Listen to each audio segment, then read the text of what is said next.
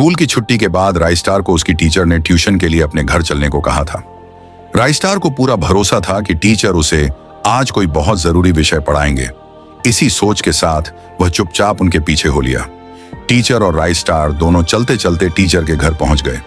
कमरे में पहुंचकर अचानक से टीचर ने अपने कपड़े खोल लिए और बिस्तर में ऊपर जाकर अजीब इशारे करके बुलाने लगी और फिर बिस्तर पर लेट गईं। राइस्टार को कुछ समझ में नहीं आ रहा था, पर लेकिन राइस्टार भी अपना शर्ट खोल देता है और उसके मखमली बदन पर चढ़ जाता है। घर हिलने लगता है, अंदर से आवाजें आने लगती हैं। छोड़ो। नील गगन नाम का एक बहुत बड़ा स्कूल खड़ा था। यह कोई साधारण स्कूल नहीं था। यहाँ सिर्फ 10वीं कक्षा के सबसे होनहार लड़के ही पढ़ा करते थे। इन छात्रों के बीच एक नाम था राइस्टार। राइस्टार का घर वहां से कई कोस दूर एक छोटे से और गरीब गांव में था। वह वहां से शहर आया था। घर छोड़ते समय उसके माँ बाप की आंखों में आंसू नहीं थे, बल्कि ढेर सारे सपने थे। राइस्टार ने कुछ बन के लौटूंगा कहकर अपना घर छोड़कर शहर चला गया। आज भी रोज की तरह राइस्टार अपने कुछ दोस्तों के साथ क्लासरूम में बैठा हुआ था। उसकी नजर बार बार दरवाजे पर जा रही थी। वे क्लास के लिए टीचर के आने का बेसब्री से इंतजार कर रहा था। इंतजार कुछ मिनटों बाद उनकी टीचर पायल क्लासरूम में एंटर करती हैं। उनके आते ही सभी स्टूडेंट्स खड़े हो गए और गुड मॉर्निंग बच्चों, अपनी अपनी जगह पर बैठ जाओ।